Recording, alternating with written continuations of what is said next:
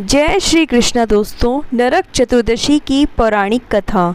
दिवाली से एक दिन पहले नरक चतुर्दशी का पर्व मनाया जाता है और यह पर्व हर वर्ष कार्तिक मास की कृष्ण पक्ष की चतुर्दशी तिथि को मनाया जाता है। इस दिन को छोटी दिवाली, काली चौदस और रूप चौदस के नाम से भी जाना जाता है।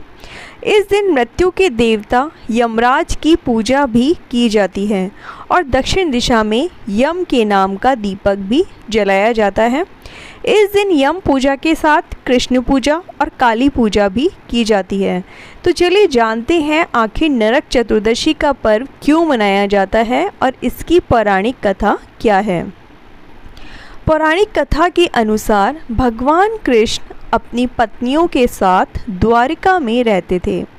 एक दिन देवराज इंद्र भगवान कृष्ण के पास आए और कहा कि हे कृष्ण, दैत्यराज भौमासुर के अत्याचार की वजह से देवतागण त्राही त्राही कर रहे हैं।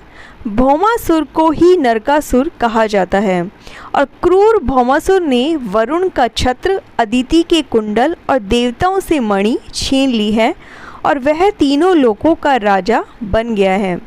भौमासुर ने पृथ्वी के कई राजाओं और आमजन की कन्याओं का भी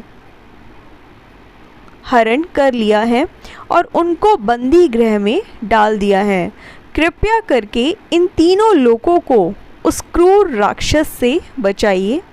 देवराज इंद्र की बात सुनकर भगवान कृष्ण अपनी पत्नी सत्यभामा के साथ गरुड़ पर सवार होकर प्रागज्योतिषपुर पहुँचे, जहाँ क्रूर भौमासुर रहता था।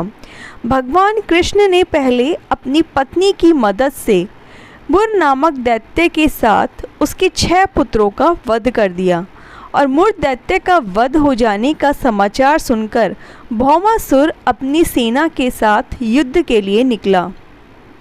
भौमासुर को श्राप था कि वह स्त्री के हाथों मारा जाएगा, इसीलिए भगवान कृष्ण ने अपनी पत्नी सत्यभामा को सारथी बनाया और युद्ध के अंत में सत्यभामा की मदद से भौमासुर का अंत कर दिया।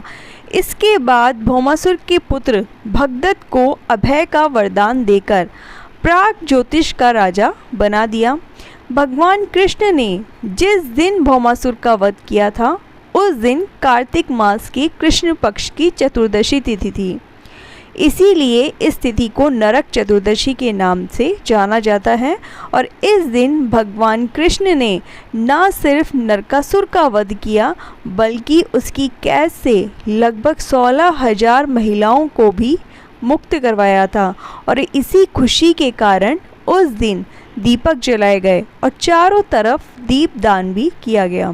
तो दोस्तों, अगर कथा अच्छी लगी हो तो प्लीज़ चैनल को लाइक, शेयर और सब्सक्राइब ज़रूर कीजिए। जय श्री हरि।